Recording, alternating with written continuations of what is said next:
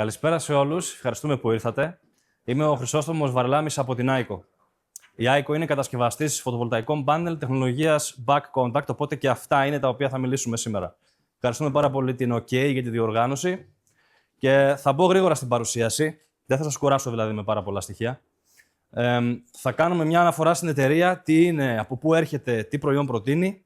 Θα δούμε τα προϊόντα που έχουμε για όλα τα κομμάτια της αγοράς, οικιακό, βιομηχανικό και utility. Και στο τέλος έχω 3 παραδείγματα σε βιομηχανικό και utility κομμάτι, πώς επενδυτές τα εφάρμοσαν και ποιο είναι το αποτέλεσμα από τη χρήση της νέας τεχνολογίας back contact. Λοιπόν, η εταιρεία η AICO υπάρχει από το 2009. Μέχρι και σήμερα έχουμε 170 γιγαβάτ σε αποστολές φωτοβολταϊκού σε όλο τον κόσμο. Έχει πάνω από 10.000 άτομα προσωπικό. Περίπου το 20% απασχολείται στο R&D. Έχει υψηλή ένταση τεχνολογίας η εταιρεία και καινοτομίας, όπως καταλαβαίνετε. 20 διεθνή τμήματα και 3 κέντρα R&D. Όλα τα εργοστάσια και οι βάσεις παραγωγής βρίσκονται στην Κίνα. Θα δείξω παρακάτω σε συγκεκριμένα σημεία πώς βρίσκονται σε συγκεκριμένα μέρη. Αλλά παρουσία διεθνή σε όλο τον κόσμο. Λοιπόν, επιγραμματικά να πω ότι από το 2009 μέχρι και το 2021 που προτάθηκε εμπορικά η τεχνολογία back contact, υπήρχε μια συνεχής διαδικασία εξέλιξης τεχνολογικής καινοτομίας, επενδύσεων τόσο σε R&D, σε γραμμές παραγωγής, σε νέα εργοστάσια, βελτίωση της τεχνολογίας, σε ultra fast laser, δηλαδή σε ό,τι έχει να κάνει με διαδικασία παραγωγής, βελτιστοποίηση, ποιοτικού ελέγχου, ώστε στο τέλος να μπορεί να δώσει στον καταναλωτή το καλύτερο φωτοβολταϊκό πάνελ που υπάρχει αυτή τη στιγμή στην αγορά.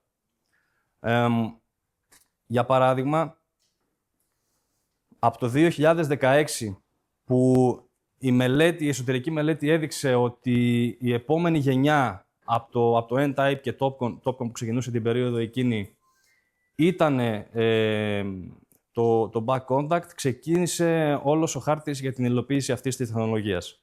Και φτάνουμε στο 2021 που έχουμε την πρώτη επίσημη κυκλοφορία Κυψέλης back contact με απόδοση Κυψέλης, 26%. Για ποιο λόγο τώρα λέγεται back contact? Εδώ βλέπετε 2 κυψέλες. Στα αριστερά είναι η κυψέλη back contact και στα δεξιά είναι μια κυψέλη Topcon. Είναι οι κλασικές κυψέλες Topcon που γνωρίζουμε όλοι. Εδώ βλέπετε ότι τα ηλεκτρόδια βρίσκονται και στην μπροστινή και στην οπίστια πλευρά. Εδώ είναι η πίσω πλευρά του φωτοβολταϊκού, είναι το cell. Εδώ δηλαδή είναι ο ήλιος, εδώ είναι το backsheet ή το πίσω γυαλί, το back glass. Στην πλευρά που έχουμε, στο κελί που είναι back contact, βλέπετε ότι στην μπροστά πλευρά δεν υπάρχει κανένα απολύτως ηλεκτρόδιο. Τα ηλεκτρόδια είναι στην πίσω πλευρά. Εξού και το όνομα back contact. Εντάξει. Όλες οι επαφές, το bus bar και τα μικρά fingers είναι τοποθετημένα στην πίσω πλευρά. Και φυσικά έχουμε και κυψέλες καλύτερης απόδοσης, βελτιωμένων χαρακτηριστικών, οπότε και αυτά συντελούν όλα στα χαρακτηριστικά που υπάρχουν και στη βελτιωμένη απόδοση. Το 2023 έχουμε την εφεύρεση της τεχνολογίας back contact με bifaciality, δηλαδή έχουμε και από τις δύο πλευρές παραγωγή ενέργειας, με bifaciality rate 70%, και το 2024 έχουμε την κυκλοφορία της σειράς ABC Infinite, που είναι η τρίτη γενιά φωτοβολταϊκού back contact με απόδοση πάνω από 25%.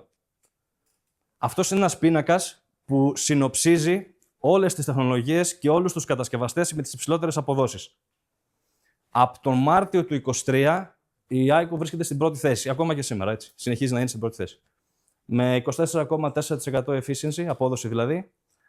Θα δείτε ότι οι 3 πρώτοι κατασκευαστές χρησιμοποιούν τεχνολογία στο κελί back contact.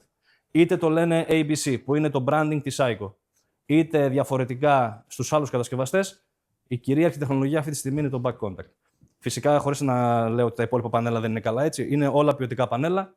Από εδώ και κάτω είναι heterojunction και Topcon. Από 24% και πάνω όλα είναι τεχνολογία back contact. Είναι πολύ σημαντικό αυτό. Προτεραιότητα λοιπόν, και εφόσον έχουμε δει ότι πώς κινείται η αγορά της Ευρώπης, η οποία είναι μεγάλη αγορά, είναι ζωντανή αγορά και τραβάει γενικά μεγάλο μερίδιο από όλους τους κατασκευαστές, αυτή τη στιγμή έχουμε εστιαστεί σε αυτή την αγορά, ώστε να μπορέσουμε να δώσουμε προϊόν, να είναι άμεσα διαθέσιμο, ώστε να εξυπηρετούνται οι συνεργάτες μας και οι τελικοί πελάτες. Αυτή τη στιγμή, λοιπόν, σαν παραγωγή, 36 GW στην σχεδιασμένη παραγωγή στη Ζουχάη, 10 GW είναι σε πλήρη παραγωγή. Στην επαρχία Γίγου, 30 GW με 10 GW πλήρη παραγωγή και στην επαρχία Γινάν έχουμε 10 GW, τα οποία αυτή τη στιγμή είναι σε φάση ramp-up. Ξεχωρίζουμε τις γραμμές παραγωγής ανάλογα με το προϊόν που θέλουμε να παράγουμε. Σημαντικό να πω ότι όλο αυτό το κομμάτι είναι in-house. Δηλαδή, από το cell μέχρι το τελικό module, η παραγωγή γίνεται in-house. Είναι τεχνολογία και καινοτομία της SAICO. Δεν έρχεται από αλλού το cell, από αλλού άλλα κομμάτια. Όλα γίνονται μέσα στο εργοστάσιο της SAICO. Στην σειρά 54 cells και 60, από 4 γραμμές παραγωγής, το 24 πήγαμε σε ένα χρόνο σε 8 γραμμές παραγωγής. Για 72 και 66 κελιά, σε φωτοβολταϊκό δηλαδή μεγαλύτερο μέγεθος όπως είναι αυτό εδώ πέρα το πίσω, από 5 γραμμές πήγαμε σε 13 γραμμές παραγωγής, με 720 δυναμικότητα, 720 ΜΒ το μήνα, και για 78 cells, που είναι τα ακόμα μεγαλύτερα πάνελα, έχουμε 11 γραμμές και επιπλέον σε ανάπτυξη με πάνω από 1,3 GW δυναμικότητα στο μήνα. Δηλαδή έχουμε περίπου 200% αύξηση της παραγωγικής ικανότητας σε ένα χρόνο. Αυτό δείχνει την τεράστια δυναμική που έχει η τεχνολογία και την υιοθέτηση από την αγορά. Σε πολύ σύντομο χρονικό διάστημα. Οπότε βλέπετε ότι, για να συνοψίσουμε αυτό το κομμάτι, βρισκόμαστε στην πρώτη θέση της κατάταξης για τους κατασκευαστές με την υψηλότερη απόδοση. Η SAICO είναι πρώτη στις αποστολές back contact τεχνολογίας. Εντάξει, είναι και αυτό το κομμάτι σημαντικό. Και αυτό που μας διαφοροποιεί από τον ανταγωνισμό είναι η υιοθέτηση του χαλκού σαν ηλεκτρόδιο τόσο στα μικρά fingers όσο και στο busbar. Οπότε όλα τα ηλεκτρόδια είναι κατασκευασμένα από χαλκό. Ο λόγος θα τον δείξω στη συνέχεια. Λοιπόν, χρησιμοποιούμε αναλόγως στην αγορά, αναλόγως αυτό που ζητάει η αγορά, ο τελικός πελάτης ή ο κατασκευαστής κτλ. Χρησιμοποιούμε συγκεκριμένα πάνελ τα οποία τα προσαρμόζουμε για αυτή την αγορά. Στην ελληνική αγορά, αυτό που προτείνουμε είναι το μοντέλο Neostar, που είναι το οικιακό πανέλο. Είναι το οικιακό μοντέλο σε διάσταση 1.757x1.13. 470 W peak είναι η ισχύς του. 23,6% απόδοση. Είναι dual glass και είναι black frame. Έχει μαύρο πλαίσιο. Πολύ σημαντικό να αναφέρουμε ότι τα dual glass μοντέλα της SAICO, αυτής της σειράς, είναι πιστοποιημένα και Fire Class A. Εντάξει, οπότε, όταν υπάρχει τεχνική προδιαγραφή που έχει να κάνει με την πυροπροστασία και το Fire Class A είναι αυτό που ζητείτε, εδώ είναι η λύση. Χαρακτηριστικά που διαφοροποιούν επίσης το μοντέλο αυτό είναι η υποβάθμιση από τον δεύτερο χρόνο και μετά. Για τον πρώτο χρόνο είναι περίπου 1%, όπως είναι το κοινό για τη βιομηχανία. Από το δεύτερο χρόνο και μετά 0,35%. Χρόνο με το χρόνο. Και ο θερμοκρασιακός συντελεστής στο Pmax, που είναι 0,26%, μείον 0,26%, γιατί έχει αρνητική επίπτωση στην απόδοση, μείον 0,26% ένα βαθμό Κελσίου. Πρακτικά τι σημαίνει αυτό? Όταν αυξάνεται η θερμοκρασία κατά 1 βαθμό Κελσίου πάνω από το στάνταρ, που είναι 25 βαθμοί Κελσίου, θερμοκρασία περιβάλλοντος, η απόδοση μειώνεται κατά 0,26%. Αν σκεφτείτε ότι ένα κορυφαίο Topcon έχει τέτοιο συντελεστή 0,29 και ένα επόμενης σειράς Topcon μπορεί να φτάσει 0,35%, η διαφορά είναι πάρα πολύ μεγάλη, ειδικά όταν μελετάμε ένα έργο σε βάθος 20 ετίας, 25 ετίας ή 30 ετίας. Έχει πολύ σημαντική επίπτωση στην απόδοση του συστήματος, συνολικά. Οπότε, η οικιακή σειρά στη διάσταση 1.757x1.13 μπορούμε να τη βρούμε μέχρι και 490 W, 470 με 490 σε διπλό ή μονό γυαλί. Η τρίτη γενιά μπορεί να φτάσει μέχρι και 500 W και στη διάσταση 1.954x1.13, 500 με 520 W. Εντάξει, βλέπετε ότι οι αποδόσεις τους είναι από 24,5%, 25% για την τρίτη γενιά και 23,2% για τα 60 cells. Συνεχίζουμε να λέμε ότι τα χαρακτηριστικά του τεχνικά παραμένουν τα ίδια. Προσπέρασα μια διαφάνεια. Για να δω λίγο. Στο βιομηχανικό προϊόν, αναλόγως στην αγορά, έχουμε δει ότι για βιομηχανικές εγκαταστάσεις μπορεί κάποιοι να χρησιμοποιούν το μοντέλο που είναι το οικιακό. Εντάξει, αυτό δεν υπάρχει πρόβλημα, είναι αποδεκτό εννοείται. Ο καθένας ό,τι θέλει κάνει στις εγκαταστάσεις, ό,τι βολεύει ο καθένας. Εμείς όμως, κατά κύριο λόγο, για βιομηχανικό πάνελ προτείνουμε τη διάσταση 2.278x1.13 στα 605 έως 630 W ρεαλιστικά 605, 610, 615 και στη διάσταση 2.382 επί 1.13 από 6.45, 6.50 εντάξει, και έρχονται 6.55 και 6.60 στη συνέχεια, μετά το 2026. Αυτό το φωτοβολταϊκό, που είναι dual glass και bifacial, είναι εκείνο το μεγάλο που βρίσκεται πίσω. Είναι το ίδιο πράγμα. Οπότε, όποιος θέλει να το δει από κοντά, εκείνο είναι πραγματικό πανέλο, δεν είναι dummy δηλαδή. Οπότε, όποιος θέλει μπορεί να πάει να το δει όποιος ενδιαφέρεται. Και να συζητήσουμε παραπάνω. Αυτό θα το προσπεράσω. Για utility κομμάτι, δηλαδή για φωτοβολταϊκά πάρκα, στα οποία χρησιμοποιούμε σύστημα στήριξης μονοπάσαλο, διπάσαλο, tracker, οτιδήποτε. Αυτό έχει χρησιμοποιηθεί παντού, δεν έχουμε περιορισμό σε αυτό. Είναι το μεγάλο πανέλο, είναι αυτό που είπαμε πίσω. Με όλες τις τεχνολογίες όπως Partial Shading Optimization, βελτιστοποίηση για μερική σκίαση που θα δείξω στη συνέχεια. Έχει βελτιωμένη απόδοση στη υψηλή θερμοκρασία και αντοχή σε μικρορογμές, λόγω της κατασκευής του. Οπότε αυτό που πετυχαίνουμε είναι να έχουμε και υψηλότερη απόδοση από το ίδιο το φωτοβολταϊκό σύστημα και υψηλότερη απόδοση της επένδυσης που κάνουμε, γιατί όταν βλέπουμε μια επένδυση βραχυπρόθεσμα, να χρησιμοποιήσω αυτό έναντι αυτού για οικονομικούς λόγους ή γιατί το ένα είναι λίγο πιο οικονομικό από το άλλο, χάνουμε τη μεγάλη εικόνα, που είναι η απόδοση του συστήματος σε 15, 20, 25, 30 χρόνια. Που εκεί είναι η πραγματική απόδοση του συστήματος. Όταν μελετάμε δηλαδή από τη σκοπιά του LCOE, του Levelized Cost of Electricity. Εκεί είναι όλο το κομμάτι. Το πώς θα μειώσουμε αυτόν τον παράγοντα, ώστε να γίνει ακόμα πιο ελκυστικό και αποδοτικό το έργο μας. Βλέπετε λοιπόν ότι αν μπούμε στην διαδικασία να συγκρίνουμε τις τεχνολογίες μεταξύ τους, το mainstream αυτή τη στιγμή για το TOPCon είναι 450, 455, 460, όταν για την ίδια φυσική διάσταση μπορούμε να πετύχουμε μέχρι και 490 watt peak. Ξαναλέω, για το ίδιο μέγεθος, στο 1.757 επί 1.13. Απ' την άλλη πλευρά, στη μεγαλύτερη διάσταση, όπως είναι το πάνελ που βλέπετε πίσω, εκεί που βλέπουμε κατά κύριο λόγο 615, 620 από την πλευρά του TOPCon, μπορούμε να πετύχουμε 665, 660, 665 watt peak. Εντάξει, δηλαδή είναι τεχνολογικά εφικτό και είναι αυτό που έρχεται στο μέλλον. Ακόμα και το υφιστάμενο πανέλο που υπάρχει αυτή τη στιγμή, 645, 650, σε ένα έργο utility κάνει πολύ μεγάλη διαφορά. Η έξτρα ισχύς που κερδίζουμε. Εδώ τώρα θα δείτε πώς δουλεύει η βελτιστοποίηση μερικής σκίασης. Το Partial Shading Optimization είναι αυτό. Αυτό μας βοηθάει και το αποτέλεσμα μάλλον ποιο είναι. Όταν έχουμε σκιάσεις στο φωτοβολταϊκό, θα δείτε ότι όταν έχουμε μια σκίαση τέτοια διαγώνια, ας πούμε, ενεργοποιείται η bypass δίωδος, σε αυτή την περίπτωση, και μπορούμε να χάσουμε όλο το 1 τρίτο του φωτοβολταϊκού. Ακόμα και τα 2 τρίτα του φωτοβολταϊκού, όταν σκιάσουμε πανέλα που βρίσκονται στην άκρη.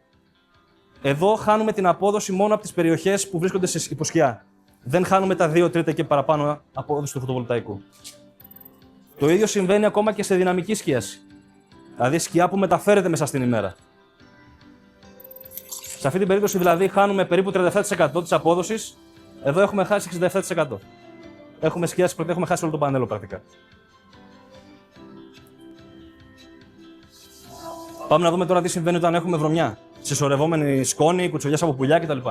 Το οποίο είναι σύνηθες. Για παράδειγμα, βλέπουμε συσσόρευση σκόνης στην κάτω πλευρά του φωτοβολταϊκού. Χάνουμε μόνο αυτή τη μία σειρά από cells. Στην περίπτωση του TOPCon μπορούμε να χάσουμε πολύ μεγαλύτερη απόδοση, έως και 50%, να χάσουμε από την απόδοση του φωτοβολταϊκού και άρα την απόδοση της εγκατάστασής μας. Πιστοποιημένα λοιπόν, μέχρι και 30% λιγότερη απώλεια με τη χρήση ενός διαφορετικού πανέλου τεχνολογίας back contact. Έχουμε 3 διαφορετικές περιπτώσεις από πραγματικά συστήματα που μελετώνται στο πεδίο, για να μπορούμε να εξάγουμε και τα δεδομένα μας. Έχουμε 3 διαφορετικές περιπτώσεις. Στις πρώτες 2 έχουμε δυναμική σκίαση. Στην περίπτωση την αριστερή βλέπουμε σκίαση από δέντρα, που είναι κάτι σύνηθες. Στη μεσαία έχουμε ένα εμπόδιο που μπορεί να είναι μια καμινάδα, ένα τυχείο, ένα οτιδήποτε πάνω στα φωτοβολταϊκά. Και στην τρίτη περίπτωση, εδώ δεξιά σας, έχουμε σκίαση που προέρχεται, έχουμε σκιάσει εδώ τα κελιά αυτά στην κάτω πλευρά, ώστε να προσομοιώσουμε συσσόρευση σκόνης, βρωμιάς κτλ. Που είναι επίσης σύνηθες, ιδιαίτερα σε μεγαλύτερες εγκαταστάσεις και μπορούν να επηρεάσουν πολύ την απόδοσή τους. Βλέπουμε ότι μπορούμε να πετύχουμε μέχρι και 50% περισσότερη ενέργεια, εντάξει, άρα χαμηλότερη απώλεια, στη μεριά του back contact, που είναι πάρα πολύ σημαντικό.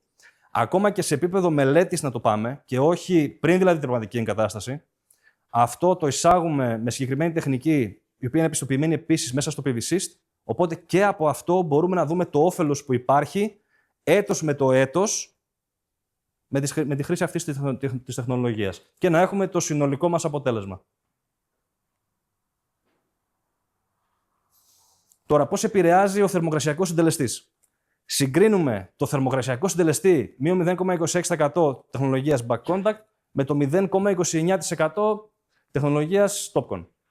Εδώ βλέπετε στο διάγραμμα πώς μεταβάλλεται η απόδοση, ο άξονας ψ δηλαδή είναι η απόδοση και ο άξονας χ είναι η θερμοκρασία.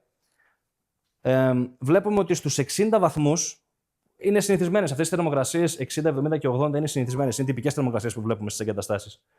Στους 60 βαθμούς Κελσίου η διαφορά στην απόδοση είναι 1,1% υπέρ του ICO. Στους 70 βαθμούς Κελσίου η διαφορά είναι 1,7% υπέρ του ICO, 1,4%. Και στους 80 βαθμούς Κελσίου το TOPCon διατηρεί το 84% της αρχικής του απόδοσης σε συνθήκες normal STC όπως είναι 25 βαθμοί Κελσίου και το ICO διατηρεί το 85,7% της απόδοσης σε συνθήκες STC. Η διαφορά είναι 1,7%. Εδώ μπορεί το νούμερο να φαίνεται κάπως, πώς το πω, ίσως μικρό. Σκεφτείτε το αυτό σε 50 MW πάρκο. Πόση διαφορά έχει. Επίσης, σημαντικό, η ετήσια υποβάθμιση που ανέφερα στην αρχή και πώς αυτή δουλεύει. Όλοι οι κατασκευαστές δίνουν μια γραμμική μείωση της απόδοσης του φωτοβολταϊκού όσο περνάνε τα χρόνια και λέμε ότι το TOPCon έχει, οι κατασκευαστές, το πιστοποιημένο datasheet, 0,4% απώλεια από το δεύτερο χρόνο και μετά. Εμείς βρισκόμαστε στο 0,35% απώλεια από το δεύτερο έτος μέχρι το τέλος ζωής του φωτοβολταϊκού. Η διαφορά, αν δείτε, στα 25 χρόνια διατηρεί το ICO 90,6% της αρχικής απόδοσης, το TOPCon 89,4%. Σε 30 χρόνια, 88,85% και 87,4% διατηρεί το TOPCon. Δηλαδή μπορούμε να δούμε ότι η υποβάθμιση στα 25 χρόνια είναι 1,2%, στα 30 χρόνια 1,5% κέρδος, που είναι πάρα πολύ σημαντικό. Εδώ να πω ότι η στάνταρ εγγύηση για τα φωτοβολταϊκά είναι 15 χρόνια, η εγγύηση προϊόντος, και 30 χρόνια είναι η εγγύηση της απόδοσης. Γι' αυτό θα δείτε την 30ετία. Εντάξει, αφορά όλο τον κύκλο ζωής του έργου.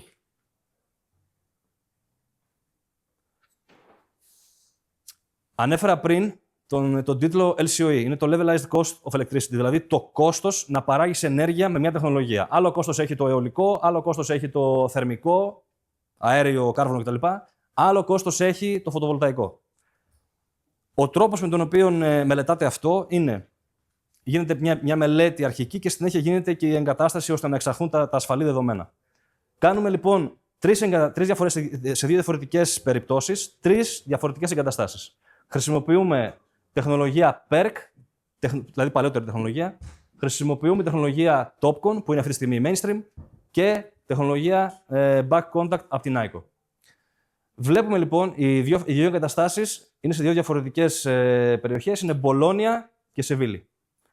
Στην περίπτωση της Μπολόνιας, έχουμε μείωση του LCOE χρησιμοποιώντας φωτοβολταϊκά ICO 3%. Έχουμε βελτιώσει δηλαδή το κόστος παραγωγής ενέργειας κατά 3% και 8% σε σχέση με τις μονάδες PERC. Το αναφέρω για την ιστορία, γιατί οι μονάδες PERC δεν χρησιμοποιούνται πλέον, έχουν ξεφύγει λίγο από την αγορά. Στη Σεβίλη η διαφορά είναι 4,8%, δηλαδή μειώθηκε το LCOE 4,8% αν συγκρίνουμε μονάδες ICO και μονάδες TOPCon. Αυτό που είναι ουσιαστικός διαφοροποιητικός παράγοντας και διαφοροποιεί την τεχνολογία τόσο από το TOPCon όσο και τις τεχνολογίες back contact στους κατασκευαστές μεταξύ τους, είναι αυτό που ανέφερα στην αρχή, η χρήση του χαλκού σε όλες τις ηλεκτρικές, σε όλες τις ηλεκτρικές συνδέσεις. Δηλαδή και τα bus bars και τα fingers είναι κατασκευασμένα από χαλκό.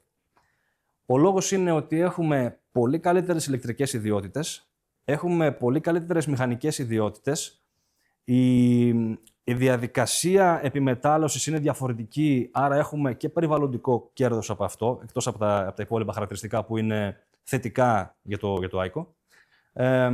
Και γλιτώνουμε την zigzag, την κόλληση zigzag, γιατί αν σκεφτείτε ότι μια κυψέλη Topcon έχει και στις δύο όψεις ηλεκτρόδια, στην διπλανή της, που έρχεται γειτονικά δηλαδή, πρέπει να γίνει ένα zigzag από το πάνω ηλεκτρόδιο στο κάτω ηλεκτρόδιο για να ενωθούν και να κλείσει το κύκλωμα ηλεκτρικά. Οπότε αυτά οι κυψέλες έρχονται κοντά, όταν θα δείτε ένα φωτοβολταϊκό, και κάνουν ένα zigzag με αυτόν τον τρόπο, ώστε να ενώνουν οι κυψέλες ηλεκτρικά μεταξύ τους.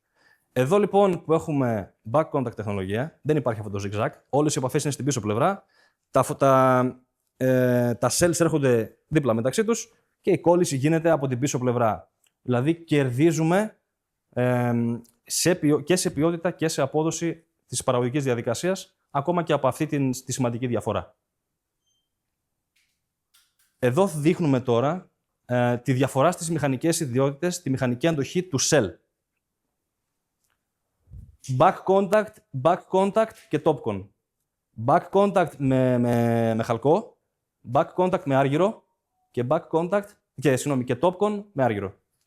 Η διαφορά τους στην απόδοση, και εδώ έγκυται η διαφορά στις μηχανικές ιδιότητες του χαλκού και του αργύρου, βλέπουμε ότι η απώλεια ισχύως που έχει ένα φωτοβολταϊκό, ένα κελί back contact με χρήση χαλκού είναι 24% βελτιωμένη σε σχέση με ένα κελί back contact με τεχνολογία αργύρου, με ηλεκτρόδια αργύρου.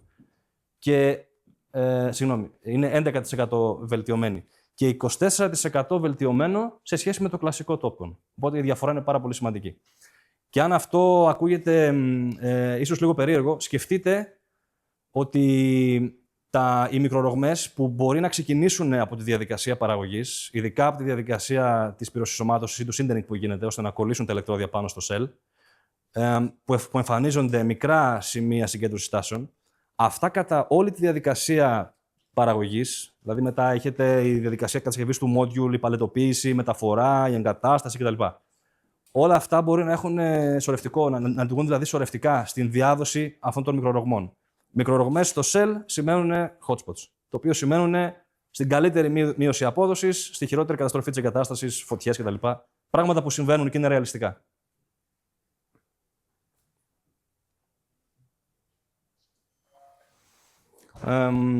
Η πιστοποίηση που υπάρχει για Fireglass είναι σημαντική να την αναφέρω και είναι κλειδί για την ασφάλεια που παρέχουν τα φωτοβολταϊκά. Τα Dual Glass που χρησιμοποιούν 2 χιλιοστά γυαλί μπροστά, 2 χιλιοστά γυαλί πίσω, είναι πιστοποιημένα Fireglass A. Θα τα δείτε μέσα στο datasheet και φυσικά παρέχεται και το πιστοποιητικό μαζί με αυτό. Οπότε, αν υπάρχει προδιαγραφή για τέτοιου είδους φωτοβολταϊκό σε βιομηχανίες, ας πούμε, που είναι για χαρτιά, για χημικά, φαρμακοβιομηχανίες, που χρησιμοποιούν έφλεκτα, επικίνδυνα ή υλικά που πρέπει να έχουν κάποιες συγκεκριμένες προδιαγραφές πυροπροστασίας και πυρασφάλειας, εδώ εξασφαλίζεστε τουλάχιστον για τη φωτοβολταϊκή εγκατάσταση με το αντίστοιχο πιστοποιητικό της TÜV. Πόσο σημαντική λοιπόν τώρα είναι η χρήση του διπλού γυαλιού 2 χιλιοστών μπρος-πίσω για την αντοχή από πρόσκρουση, από χαλάζι, μπορεί να πέσουν πέτρες. Έχουμε δει, ας πούμε, περιπτώσεις σε φωτοβολταϊκά πάρκα που είναι σε χωράφι, κάποιος να κλαδεύει, να κάνει οτιδήποτε εργασία γεωργική στο διπλανό χωράφι και να πετάγεται μια πέτρα. Ή ακόμα και για την χορτόκοψη μέσα στο φωτοβολταϊκό. Ή συμβαίνει αυτό, είναι σύνηθες. Το monoglass φωτοβολταϊκό της ICO έχει 3,2 χιλιοστά γυαλί εμπρός, το monoglass, μιλάμε, πίσω έχει backseat, ενώ το dual glass έχει 2 χιλιοστά γυαλί μπροστά και 2 χιλιοστά γυαλί πίσω. Όταν θα δείτε Topcon που χρησιμοποιεί 1,6 χιλιοστά γυαλί εμπρός, θα ξέρετε ότι αυτό έχει αντοχή σε πολύ μικρότερη πρόσκρουση. Εδώ πρακτικά χρησιμοποιούν μια σιδερένια μπάλα, η οποία πέφτει, μια σφαίρα δηλαδή, η οποία πέφτει πάνω στο φωτοβολταϊκό. Η αντοχή του monoglass ABC είναι 40 χιλιοστά, η αντοχή του dual glass 35 χιλιοστά και η αντοχή του Topcon είναι στα 25 χιλιοστά. Είναι η απόδοση, μια τυπική απόδοση για να συγκρίνουμε την αντοχή σε χαλάζι, κατά κύριο λόγο. Εντάξει. Και αυτό φυσικά είναι πιστοποιημένο.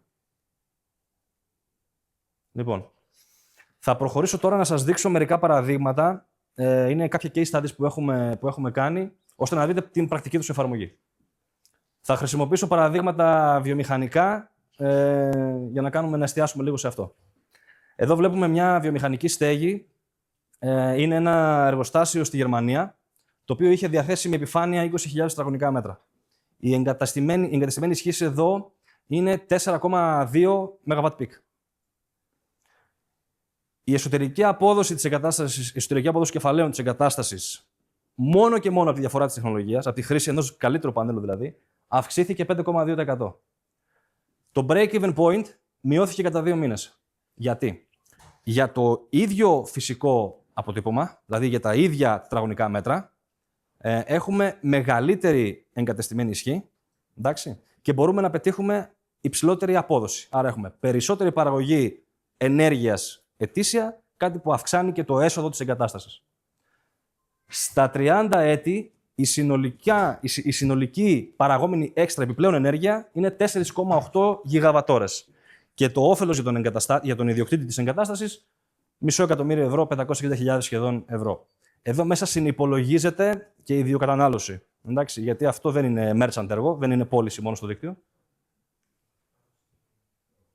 Φυσικά τέτοια έργα έχουμε κάνει πάρα πολλά.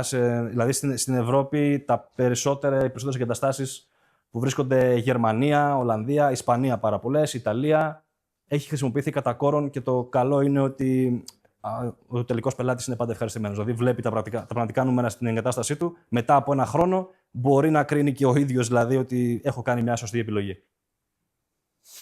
Θα δούμε τώρα ένα άλλο έργο, το οποίο είναι ένα πάρκο 8 ΜΒ. Αυτό είναι στην περιοχή τη δικιά μας, είναι εδώ νότια. Εντάξει. Συγκρίνουμε δύο πάνελ μάλλον, τα οποία έχουν ίδιο power output. Εντάξει, έχουν ίδια ισχύ. 650 W. Το ICO υπάρχει, το Topcon είναι preliminary dataset. Εντάξει. Δεν υπάρχει ακόμα, το χρησιμοποιούμε γιατί το θέλει ο πελάτης να το χρησιμοποιήσουμε. Για να δείξουμε την πραγματική διαφορά. Θα δείτε ότι τα νούμερα είναι πολύ κοντά μεταξύ τους. Δηλαδή, εκτός ότι έχουμε 3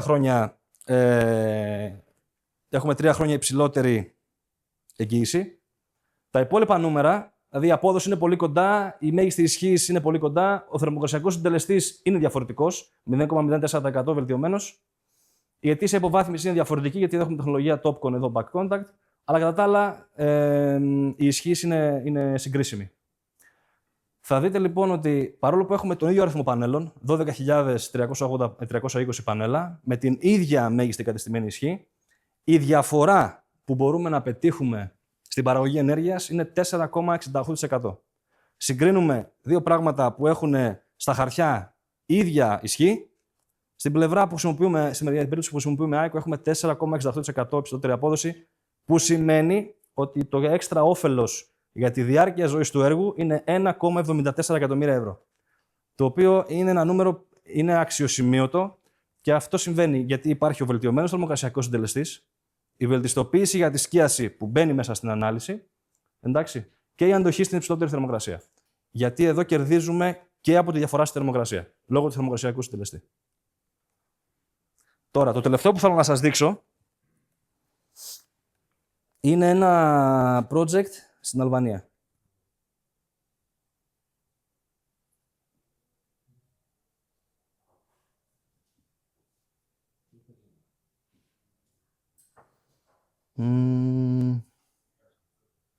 Πώς φαίνεται εδώ? Δεν φαίνεται εκεί.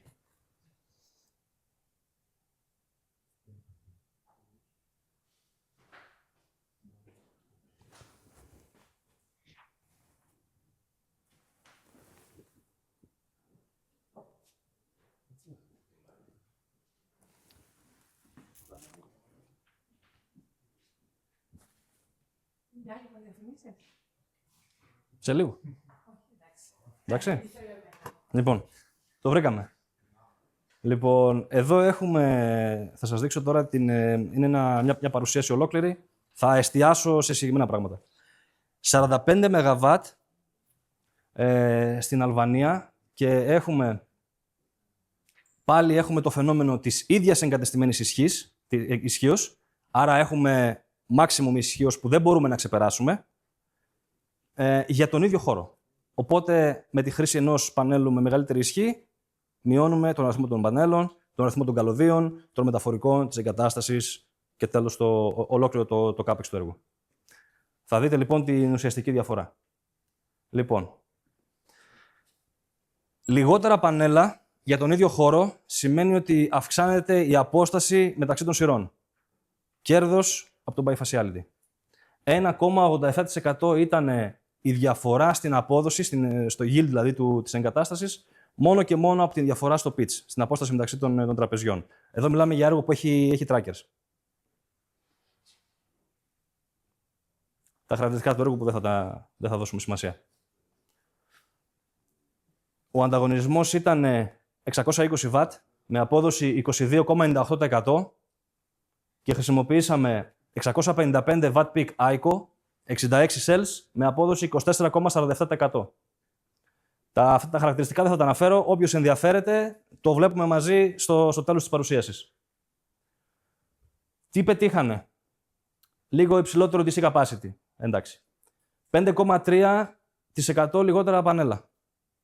65.240 Topcon, 61.768 ICO. 5,3% το αντίστοιχο προφανώς, μείωση στο φυσικό αποτύπωμα της γης. 5,6% βελτιώθηκε το string capacity σε kW, περισσότερα φωτοβολταϊκά γιατί χρησιμοποιούμε 66 κελιά έναντι 72.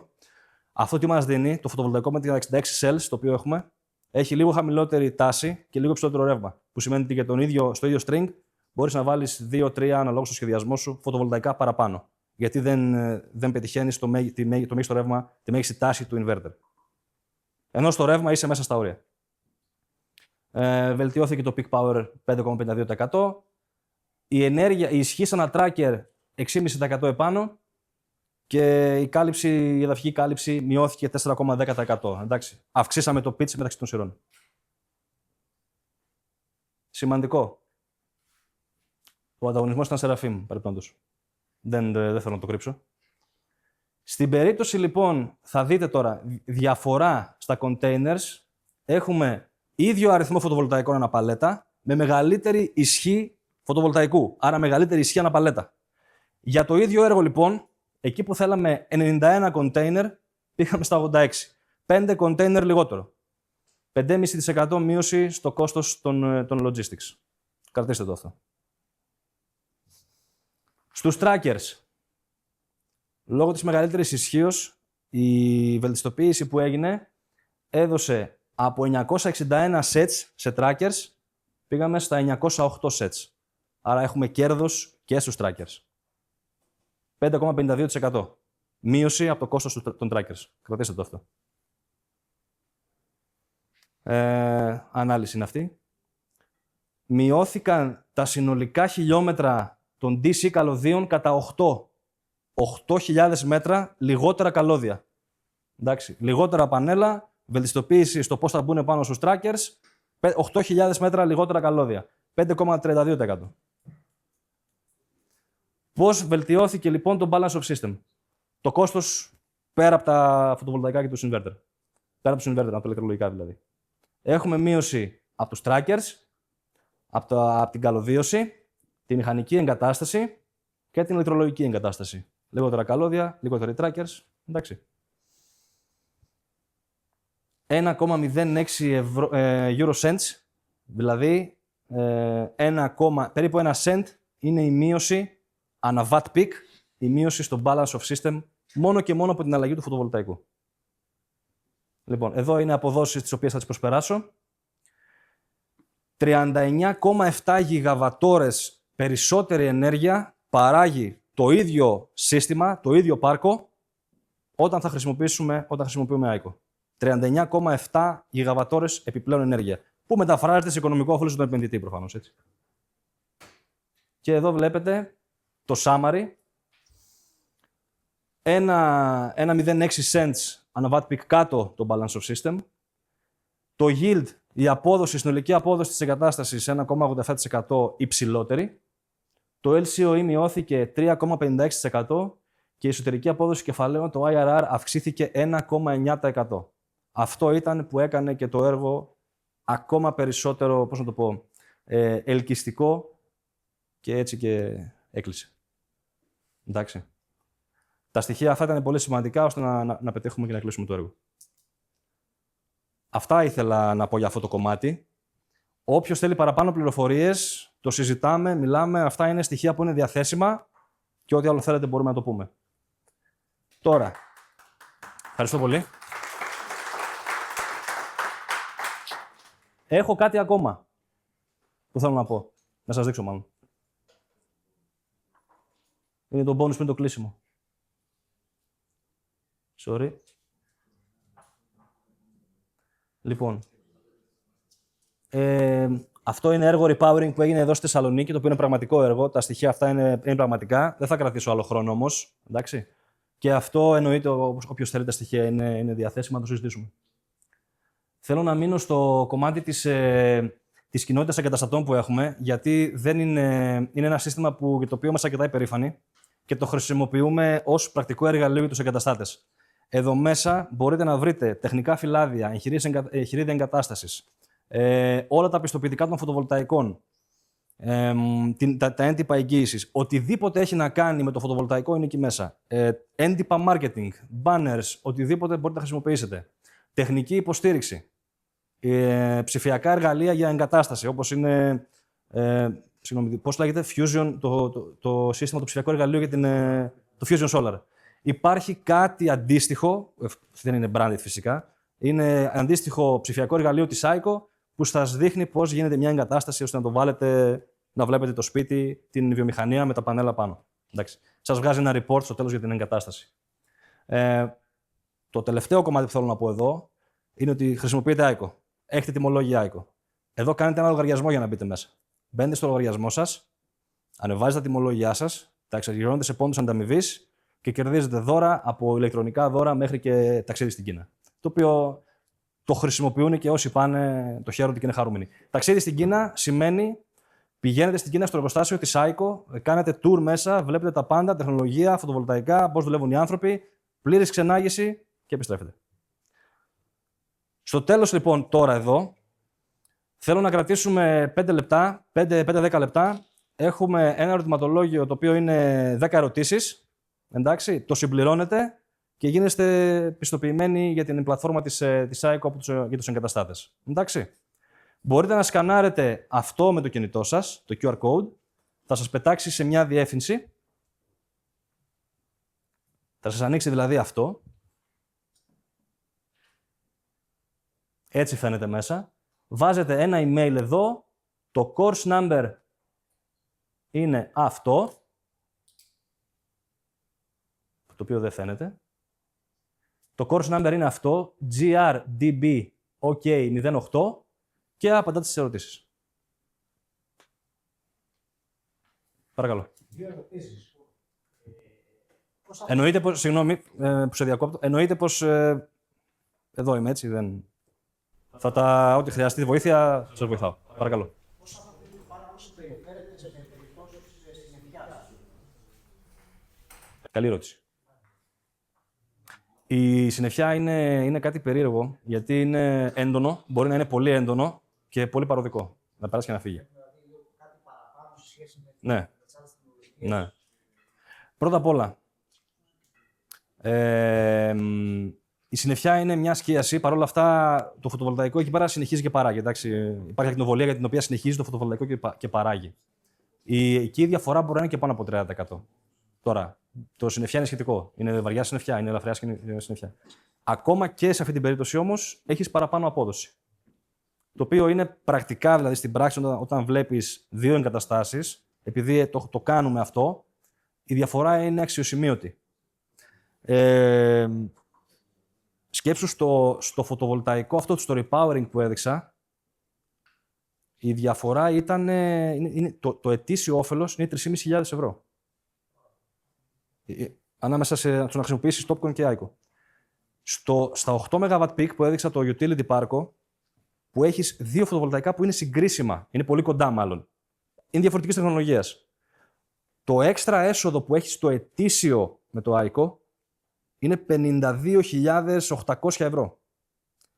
Αν υπολογίσεις 1 cent διαφορά στην τιμή, 1 cent, που σημαίνει στο 8 MW είναι 80.000 ευρώ, η απόσβεση αυτή στο premium της τιμής γίνεται σε 1,6 κάτι χρόνια.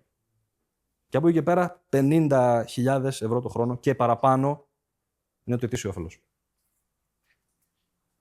Και μια τελευταία.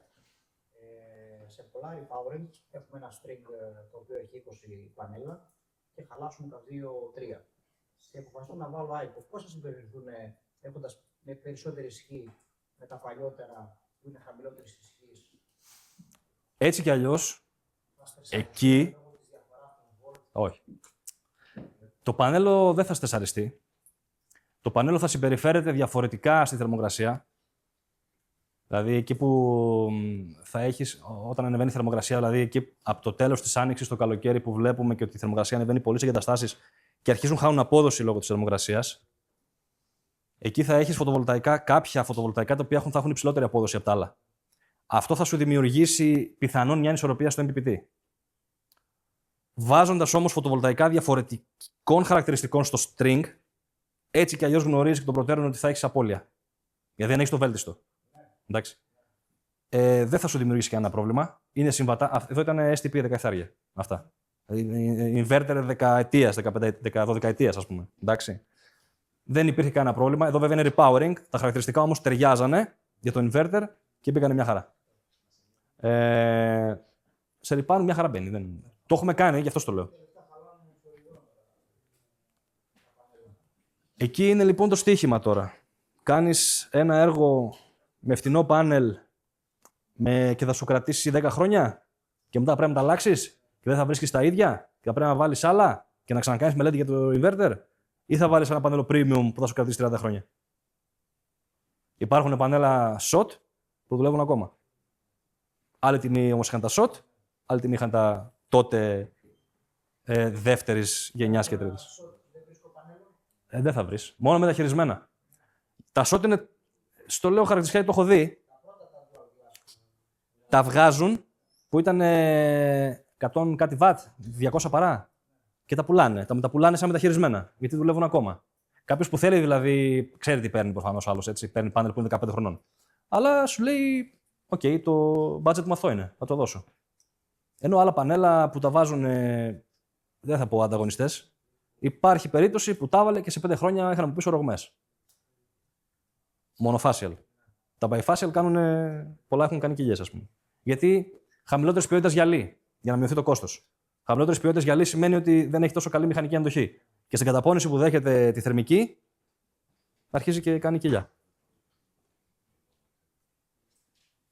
Το βέλτιστο σε αυτή την περίπτωση είναι μία να αδειάσουμε 2 inverter τελείως και να χρησιμοποιήσουμε τα πανέλα αυτών σε άλλα προβληματικά στring και εκεί να μπουν καινούργια πάνελ ώστε να αποφύγουμε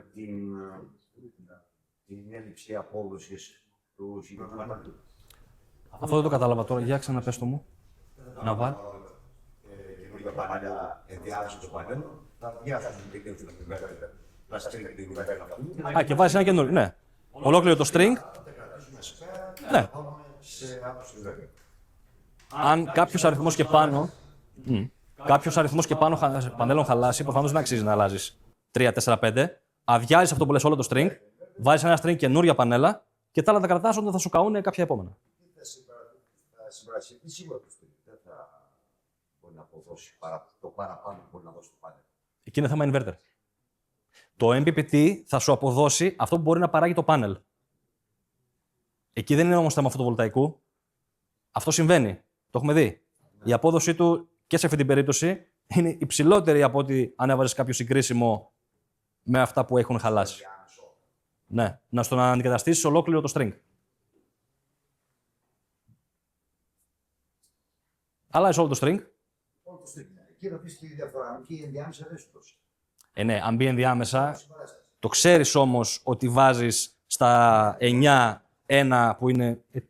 Ναι, η διαφορά του θα είναι γιατί δουλεύει στον ίδιο MPPT. Μπορεί να παράγει περισσότερο, αλλά είναι σε ένα MPPT αυτά επάνω όλα. Κατάλαβες. Συμβαίνει, αλλά ξέρεις τι βάζεις. Ξέρεις τι βάζεις και πού το βάζεις. Χρειάζεται βοήθεια με το ρευματολόγιο? Ναι, χρειάζεται. Εγώ είμαι ο Μάριος Ανδριώτης, ανήκω στο τμήμα τεχνικών λύσεων της Huawei. Σήμερα είμαι μαζί και με τους συναδέλφους μου, τον Ηλία τον Παπαδόπουλο και τον Γιάννη τον Λυσαρίδη, που βρίσκονται επίσης εδώ. Ευχαριστούμε πολύ την OK Group για τη φιλοξενία εδώ στους χώρους τους. Οπότε σήμερα θα κάνουμε ένα σεμινάριο πιο πολύ αφοσιωμένο στην C&I μπαταρία, αλλά πριν πάμε σε αυτά, θα πούμε κάποια γενικά λόγια για τη Huawei και κάποια περαιτέρω για τα οικιακά, τα καινούργια προϊόντα.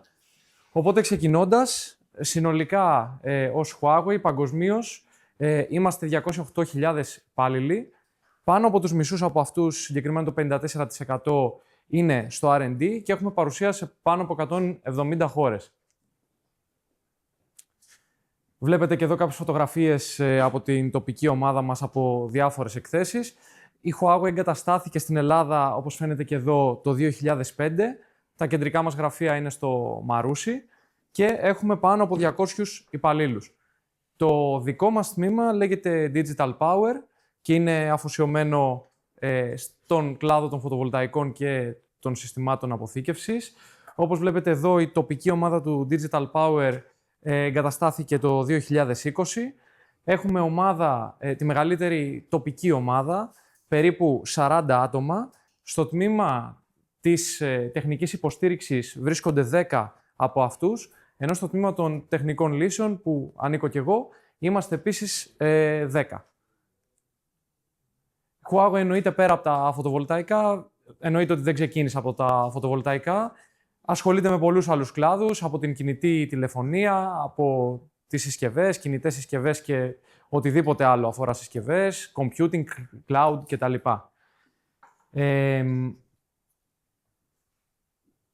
Ο δικός μας κλάδος έχει 3 σημαντικές υποκατηγορίες.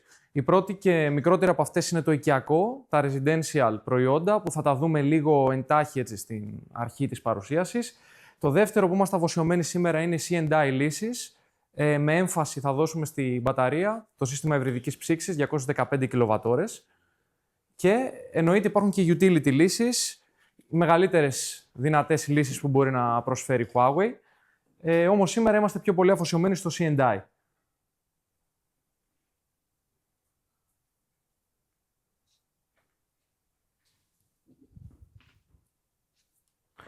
Οπότε πάμε να κάνουμε μια εισαγωγή στα οικιακά.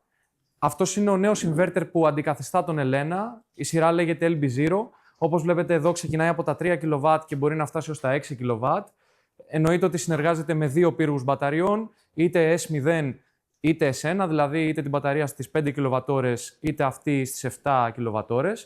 Και έχει σημαντικές αναβαθμίσεις από τον προηγούμενο όσον αφορά τα λειτουργικά του χαρακτηριστικά. Ρεύμα λειτουργίας σαν MPPT από τα 12 αμπέρ έχουμε πάει στα 16. Χαμηλότερη τάση εκκίνησης από τα 100 V που ήμασταν στον Elena, πλέον βρισκόμαστε στα 50 V. Το AFCI, η απόσταση όπως φαίνεται εδώ για το AFCI, για την ανίχνευση του ηλεκτρικού τόξου, από τα 80 μέτρα έχει πάει στα 200.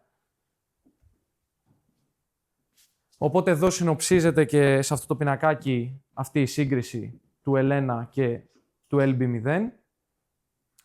Ενώ όσον αφορά τις τριφασικές λύσεις, πλέον διαθέτουμε τριφασική ασύμμετρη σειρά, λέγεται MAP0, ξεκινάει από τα 5 kW και φτάνει ως τα 12 kW. Εννοείται και αυτή συμβατή με τις λύσεις αποθήκευσης, πάλι ως 2 πύργους μπορεί να δεχτεί ο κάθε inverter και μπορεί να λειτουργήσει ασύμμετρα, τόσο σε on-grid λειτουργία, όσο και σε κατάσταση εκτός δικτύου, άμα έχουμε στο σύστημά μας και το SmartGuard. Εννοείται ότι όλοι οι inverter και γενικότερα οι μπαταρίες και όλος ο εξοπλισμός έχει περάσει τις απαραίτητες πιστοποιήσεις από την TUV. Έχουμε ένα πολύ χαμηλό ετήσιο failure rate κάτω από το 0,5% και μια διαθεσιμότητα, το availability, που αγγίζει το 100%. Οπότε εδώ είναι και ένα παράδειγμα έτσι, της ασύμμετρης λειτουργίας, πάνω κάτω γνωστά πράγματα. Στα αριστερά είναι ένας inverter που λειτουργεί συμμετρικά. Μπορεί στο συγκεκριμένο παράδειγμα εδώ η μία φάση ζητάει 3, η άλλη 2 και η άλλη 1 kW. Παρέχει σε κάθε φάση την ισχύ της χαμηλότερης φάσης, οπότε χρειάζεται σε αυτές τις δύο, τις πάνω, να χρησιμοποιήσουμε και ενέργεια από το δίκτυο. Στη συγκεκριμένη περίπτωση με τον MAP0, αυτή τη σειρά inverter που αναφέραμε προηγουμένως, λόγω της ασύμμετρης λειτουργίας μπορούμε να παρέχουμε σε κάθε φάση ακριβώς την ισχύ που ζητά. Δηλαδή 3, 2 και 1 kW χωρίς να χρειαστούμε στο συγκεκριμένο παράδειγμα να χρησιμοποιήσουμε ενέργεια από το δίκτυο. Εννοείται ότι σε κάθε φάση μπορούμε να δώσουμε το μέγιστο το 1 τρίτο της ισχύως του inverter. Οπότε, όπως αναφέραμε και πριν για τη λύση του backup, εδώ έχουμε το SmartGuard, βρίσκεται σε δύο σειρές. Η μία είναι η S0 για τα μονοφασικά μοντέλα inverter από το single phase και άλλη είναι η TAF0 από το 3 phase για τα τριφασικά μοντέλα. Βρισκόμαστε στα 63 A και με την χρήση του MAP0 και του SmartGuard μπορούμε να έχουμε τριφασική και ασύμμετρη έξοδο σε λειτουργία backup. Μέχρι 3 inverter μπορεί να δεχτεί το SmartGuard. Θα τα δούμε και κάτω, νομίζω φαίνεται καλύτερα όταν κατέβουμε κάτω. Και μπορεί να υποστηρίξει χρήση παράλληλα με έξυπνες συσκευές και σε μια κατάσταση backup να επιλέξουμε ιεραρχικό κλείσιμο κάποιων συσκευών. Ας πούμε, όταν η κατάσταση φόρτισης της μπαταρίας πέσει κάτω από το 50%, τότε να έχουμε επιλέξει να κλείνουμε κάποιες έξυπνες συσκευές.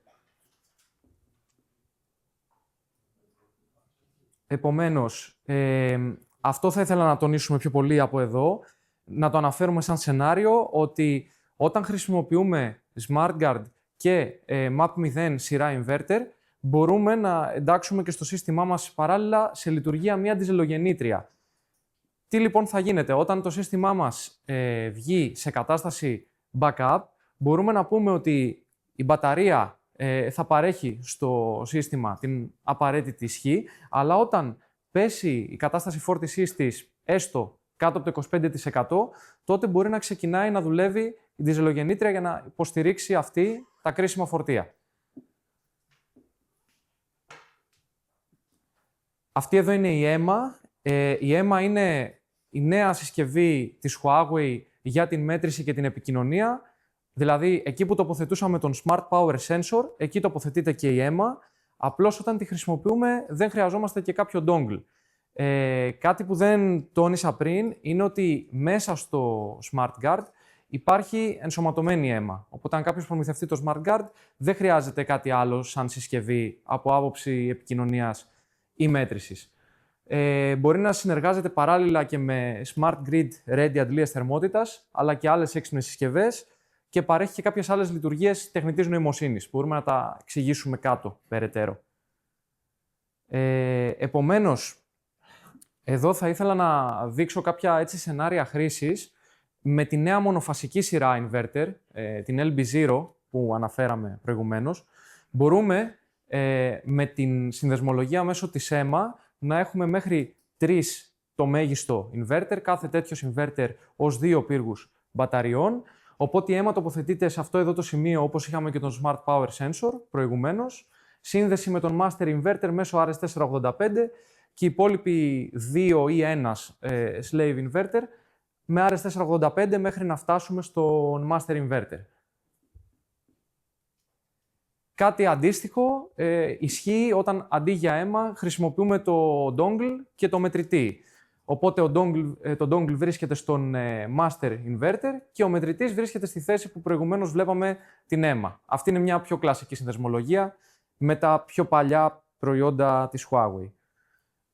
Και αυτή εδώ είναι μια λύση για backup σενάριο με τη χρήση του SmartGuard, όπως αναφέραμε τη σειρά S0. Μπορούμε να έχουμε σε αυτή την περίπτωση έναν μονοφασικό inverter, είτε τη σειράς L1, είτε τη σειράς LB0, είτε τη σειράς LC0.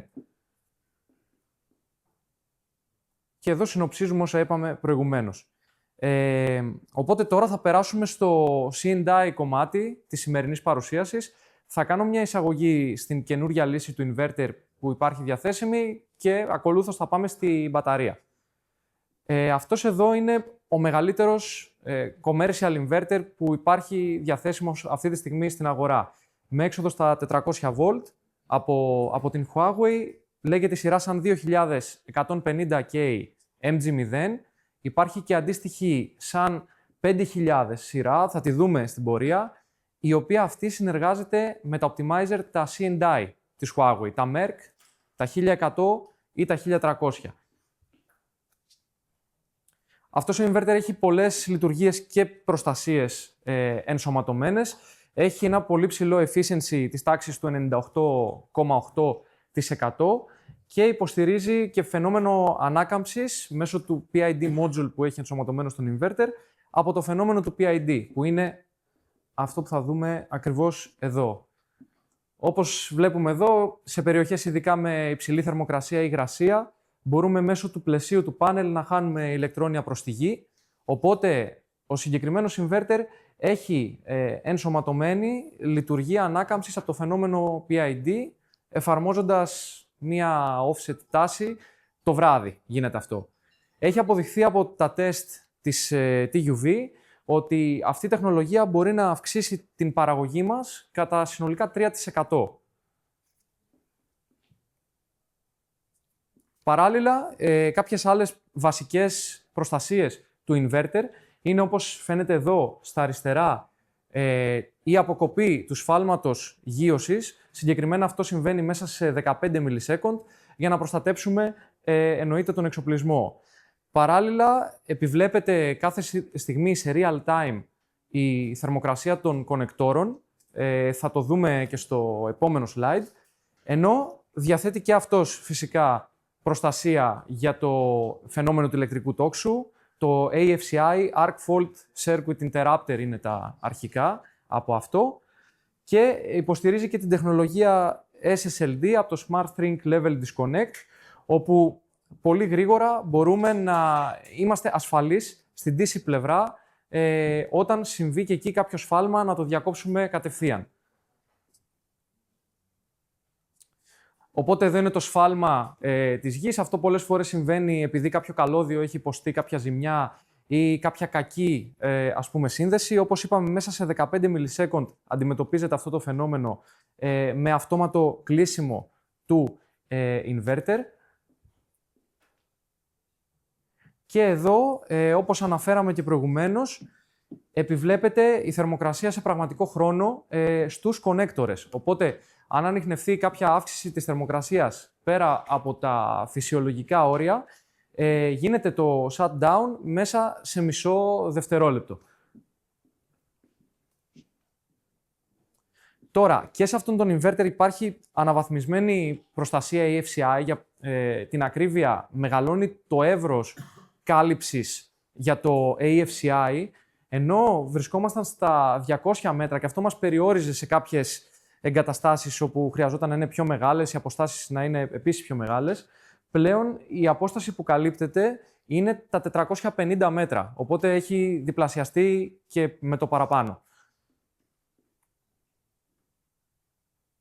Και αυτή είναι η σειρά σαν 5000, η οποία συνεργάζεται αποκλειστικά και μόνο. Πρέπει σε όλα τα strings να είναι πλήρως εξοπλισμένα με τους optimizer της σειράς Merck 1100 και 1300. Από αυτή είναι η διπλή optimizer. Τι σημαίνει αυτό? Ένας optimizer ανά 2 panels. Πλέον, σε πολλές περιπτώσεις, ζητείται από ασφαλιστικές να έχουμε το rapid shutdown στα panel. Τι εννοούμε? Αν, για παράδειγμα, υπάρξει κάποια βλάβη στο σύστημά μας ή έστω κάποια φωτιά στη χειρότερη περίπτωση, πρέπει να διασφαλίσουμε ότι δεν θα υπάρχει αναπομείνουσα τάση στα πάνελ. Πώς γίνεται αυτό? Μέσω των optimizer, σε κάθε string μπορούμε σε 30 δευτερόλεπτα να μειωθεί η τάση και να πέσει στα επίπεδα των 30 volt ανά string. Εννοείται ότι υπάρχουν όλες οι απαραίτητες πιστοποιήσεις και πρότυπα για αυτήν τη λειτουργία των optimizer και εννοείται ότι αν κάποιος χρησιμοποιεί την 5000 σειρά inverter, έχει και άλλα πλεονεκτήματα, μπορεί να επιβλέπει σε επίπεδο όχι απλά string, σε επίπεδο panel, του τι ακριβώς συμβαίνει, να έχει δηλαδή καλύτερη επιτήρηση στο σύστημά του. Άρα εδώ κλείσαμε με τον inverter και πάμε πιο πολύ σε αυτό που ήμασταν προσανατολισμένοι να σας δείξουμε σήμερα. Είναι η νέα λύση της αποθήκευσης της Huawei για τα επαγγελματικά και βιομηχανικά σενάρια. Στις 215 κιλοβατόρες είναι η μεγαλύτερη δυνατή λύση που προσφέρει Huawei. Έτσι κάπως φαίνεται το container στο εξωτερικό του και εδώ φαίνεται με την πόρτα ανοιγμένη. Τα πιο σημαντικά του χαρακτηριστικά είναι τα εξής. Στο νούμερο 1, στην πόρτα δηλαδή, είναι το LTMS. Το LTMS είναι από τα αρχικά Liquid Thermal Management System. Είναι, ας το πούμε έτσι, ο εγκέφαλος του συστήματος ψήξης.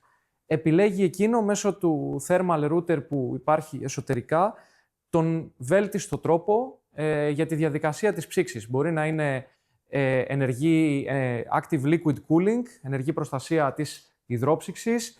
Μπορεί επίσης να θερμαίνει αντίστοιχα το σύστημά μας σε περιπτώσεις που μπορεί να είμαστε κάτω από τους -5 βαθμούς, μέχρι και να χρησιμοποιεί την θερμότητα που παράγεται από το PCS για να θερμάνει σε αντίστοιχες περιπτώσεις την καμπίνα. Άλλα σημαντικά στοιχεία στο νούμερο 2, βλέπετε εδώ είναι τα battery packs. Είναι 4 battery packs σε πλήθος στην πλήρη λύση στις 215 κιλοβατόρες.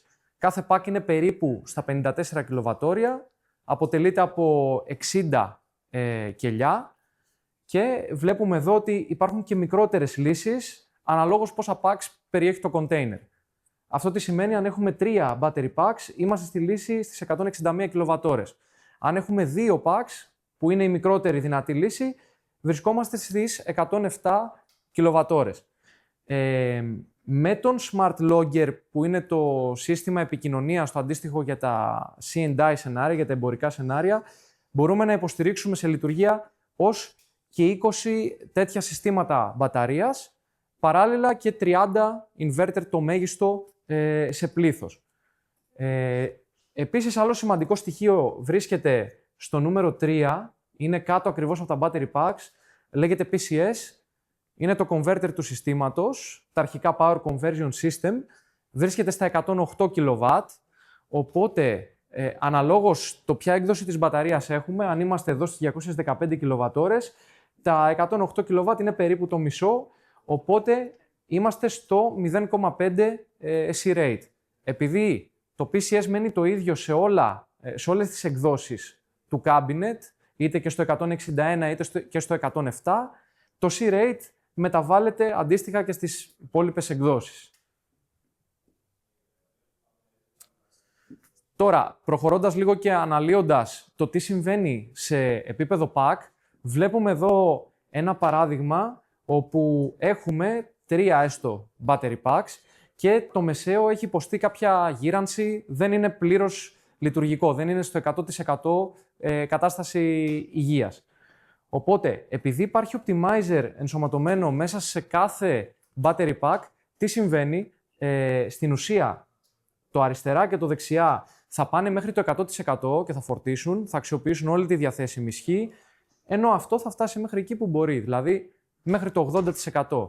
Αν δεν υπήρχαν optimizer στα packs, τότε θα φόρτιζαν όλα μέχρι το χαμηλότερο, δηλαδή μέχρι το 80%.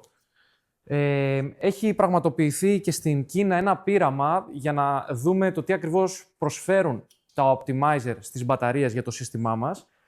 Το ένα πείραμα έγινε με τα optimizer κλειστά και μετά έγινε το ίδιο πείραμα με τα optimizer ενεργοποιημένα.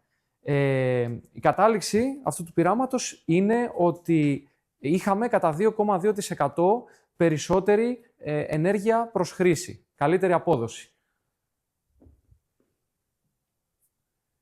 Επίσης, πολύ σημαντικό, γιατί είπαμε στην αρχή και το LTMS, το οποίο βρίσκεται στην πόρτα της καμπίνας, που είναι το σύστημα ψήξης, είναι αυτή εδώ η λογική του πώς, δηλαδή, στην δική μας λύση έχουμε διαμορφώσει το σύστημα ψήξης.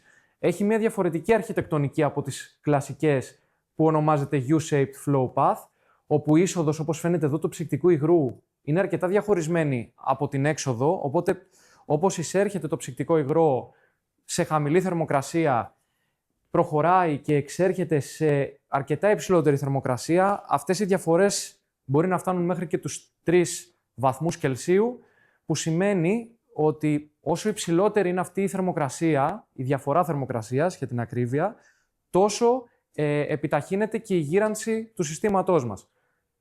Με την αρχιτεκτονική της ψήξης της Huawei, όπως φαίνεται εδώ, η είσοδος σε κάθε στιγμή είναι όσο το δυνατόν πιο κοντά προς την έξοδο.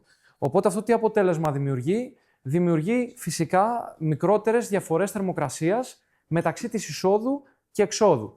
Και από αντίστοιχες μετρήσεις και πειράματα που έχουν πραγματοποιηθεί, έχει αποδειχθεί ότι μέσα σε 10 χρόνια, λόγω αυτού του συστήματος ψήξης και της απόδοσής του, μπορούμε να επιτύχουμε ένα καλύτερο state of health, μια κατάσταση υγείας της μπαταρίας, καλύτερη κατά 5%.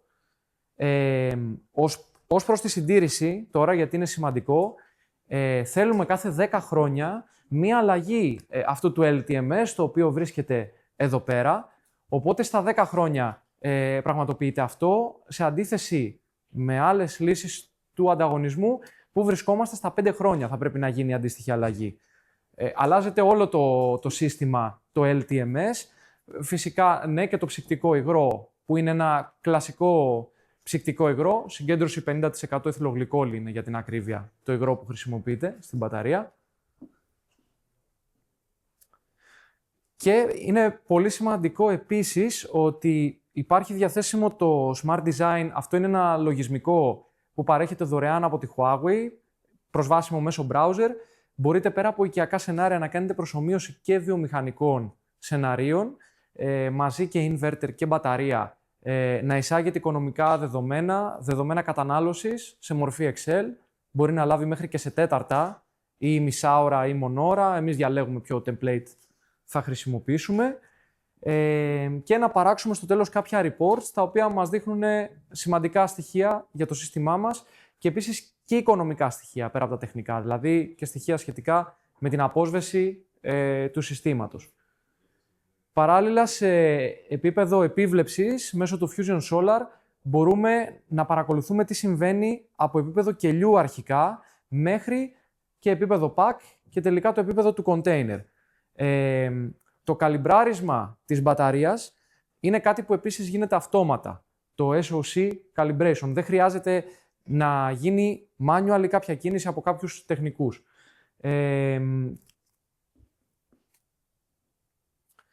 Παράλληλα, χρειάζεται να αναφέρουμε σχετικά με την ισχύ του PCS ότι χρησιμοποιούμε 100% συνεχή απόδοση του PCS, 100% constant power. Αυτό τι σημαίνει? Όπως βρίσκεται η μπαταρία μας σε λειτουργία, ξεκινάει από μια κατάσταση φόρτισης τάδε και πέφτει προς το 0.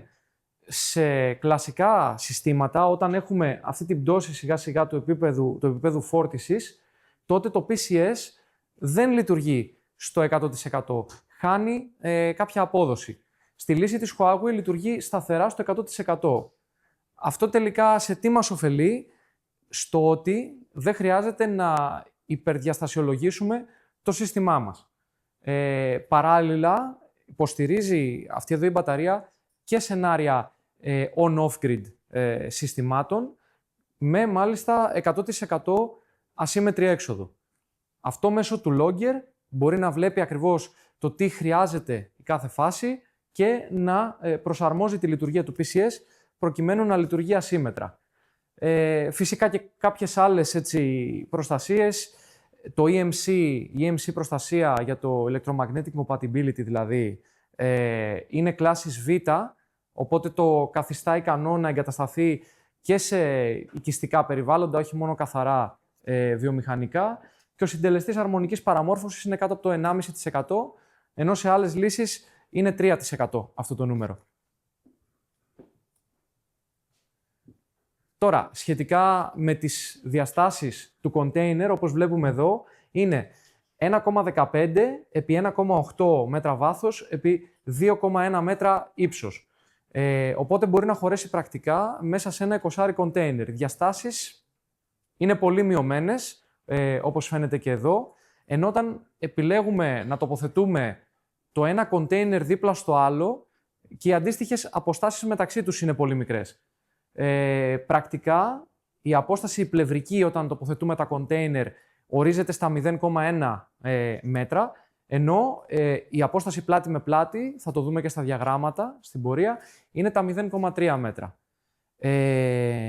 Αξίζει να τονιστεί, είναι πολύ σημαντικό αυτό, ότι σε αυτή τη λύση αποθήκευσης τα battery packs έρχονται προεγκατεστημένα στο σύστημά μας. Ενώ στην προηγούμενη λύση, την αερόψυκτη, δεν ερχόντουσαν προεγκατεστημένα και έπρεπε, όπως καταλαβαίνετε, να χρησιμοποιηθεί ένα Clark, να ανυψώσει τα packs και να τα τοποθετήσουμε μέσα, αλλά και να κάνουμε και τις συνδέσεις. Επομένως, σε αυτή τη λύση, το μόνο που μας αφορά είναι να κάνουμε τις εργασίες στην AC πλευρά, εδώ στις αναμονές που έχει για την παροχή της μπαταρίας. Και εννοείται όποιες εργασίες απαιτούνται προηγουμένως για την έδραση του συστήματος. Άρα, στη λύση της Huawei, συνοψίζοντας, έχετε όλη τη λύση από έναν προμηθευτή, από inverter, optimizer, μπαταρία, λύση για φόρτιση ηλεκτρικών αυτοκινήτων και εννοείται και after sales υποστήριξη πάλι από έναν προμηθευτή. Τώρα πηγαίνοντας και λίγο στα στοιχεία της ασφάλειας που είναι αρκετά σημαντικά και μας ενδιαφέρουν, θα ξεκινήσουμε από επίπεδο κελιού και θα δούμε και στο βίντεο ακολούθως πώς ακριβώς μοιάζουν αυτές οι προστασίες. Από επίπεδο κελιού, όπως είπαμε σε κάθε pack, έχουμε μέσα 60 κελιά, τα οποία το κάθε κελί είναι μονωμένο με ειδικά μονωτικά pads από όλες τις πλευρές. Αυτό γιατί έχει γίνει? Για να αποφευθεί στην ουσία η θερμική διάχυση από το ένα κελί στο άλλο μέσα σε ένα pack. Επιβλέπονται σε πραγματικό χρόνο πάνω από 13 τύπους λαθών σε επίπεδο κελιού, ξαναλέμε, ενώ όσον αφορά το επίπεδο του pack, αν δημιουργηθεί καπνός μέσα σε κάποιο pack, σε κατάσταση ανάγκης, υπάρχει δίωδος μέσα από το pack να διοχετευτεί ο καπνός προς τα έξω από το container. Ενώ και σε επίπεδο καμπίνας, συνολικά, υπάρχει πόρτα από την πάνω πλευρά για την εκτόνωση των αερίων που μπορεί να υπάρξουν, πάλι σε μια κατάσταση ανάγκης, μέσα στο container. Τώρα, επειδή τρέχει και η επιδότηση και υπάρχουν εκεί κάποιες προϋποθέσεις, σχετικά με την απόδοση του συστήματος, που ορίζεται κατ' ελάχιστο 80% από το πρόγραμμα, η δική μας λύση αποθήκευσης βρίσκεται σε ένα RTE 91,3%. Είναι πολύ πάνω από το 80% που ορίζει το συγκεκριμένο πρόγραμμα. Εδώ έχουμε ένα βίντεο στο οποίο θα συνοψίσουμε ακριβώς όλα τα στοιχεία για την ασφάλεια της μπαταρίας.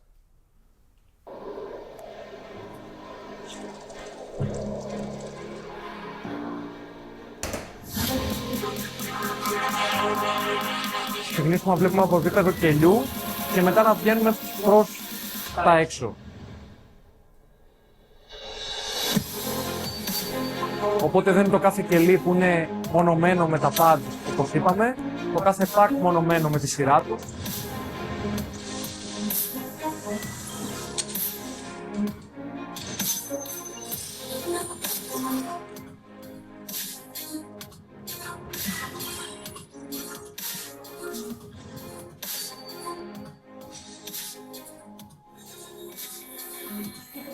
Εδώ είναι τα κελιά, όπως είπαμε, μέσα στο pack και εδώ αν δημιουργηθεί καπνός μέσα σε ένα battery pack, πώς διοχετεύεται προς τα έξω. Και εδώ είναι η πόρτα της εκτόνωσης που βρίσκεται στο container.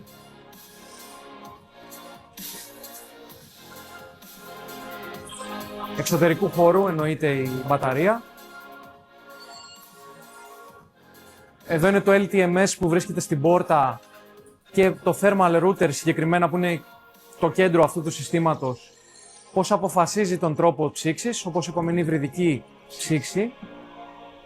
Υπάρχουν διαφορετικές σωληνώσεις οι οποίες ψύχουν τα battery packs, είσοδος-έξοδος, και διαφορετικές σωληνώσεις είσοδος-έξοδος που ψύχουν το PCS.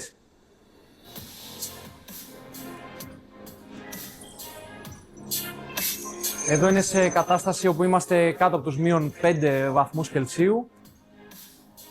Χρειάζεται να θερμάνουμε όσο χρειάζεται το σύστημά μας.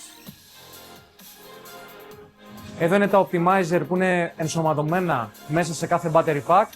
Αυτό που δείξαμε προηγουμένως στο σχεδιάγραμμα.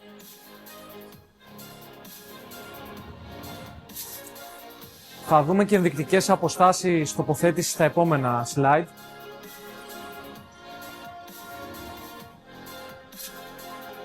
Εδώ είναι η απόσταση από το έδαφος μέχρι τα παροχικά μας μέσα στο container.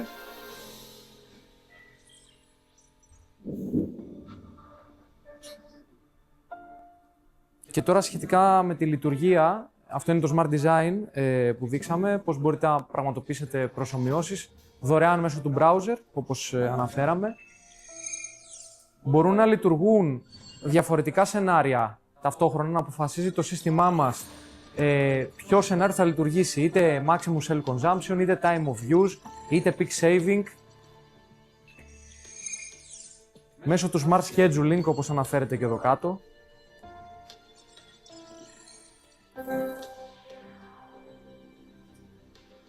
Και συνεργάζεται και με λύση φόρτισης ηλεκτρικών αυτοκινήτων.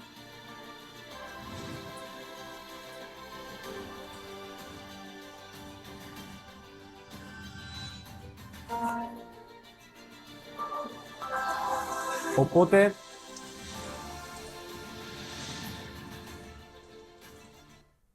μπορούμε να περάσουμε σιγά σιγά και στο ενιαίο διάγραμμα, όπου έχουμε όλη τη C&I λύση που παρέχεται από τη Huawei, ξεκινώντας από τους inverter.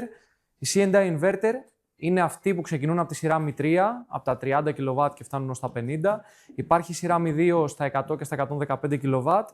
Και είπαμε και τη σειρά MG0, είτε σε σαν 2000 είτε σε σαν 5000, αυτή που αναφέραμε στην αρχή.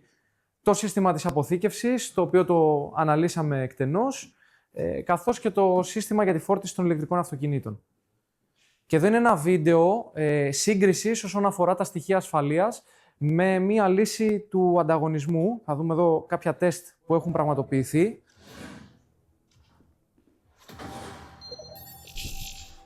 Ξεκινώντας πάλι από επίπεδο κελιού, μετά σε επίπεδο pack και μετά σε επίπεδο container.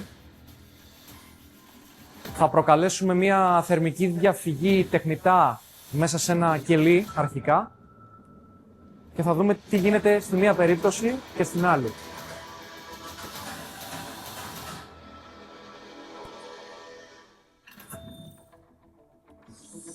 Σε επίπεδο pack τώρα προκαλούμε το αντίστοιχο τεστ της θερμικής διαφυγής. Υπάρχει βαλβίδα εκτόνωσης των αερίων που δημιουργούνται μέσα στο pack.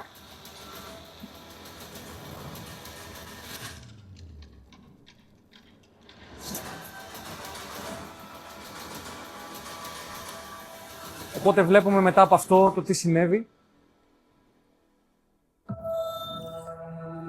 Και τελικά σε επίπεδο συστήματος, να δούμε την τελική προστασία.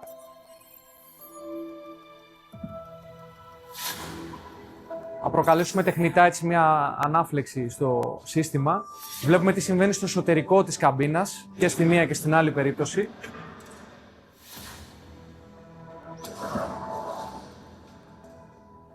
Οπότε βλέπουμε πώς προστατευθήκαμε από το συγκεκριμένο φαινόμενο.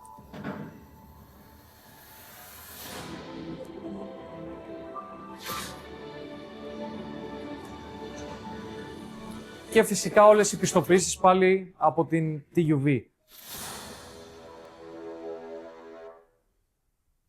Οπότε προχωρώντας θα αναφέρουμε ένα τυπικό σενάριο, το οποίο συμμετέχει και αυτό στο σχήμα της επιδότησης.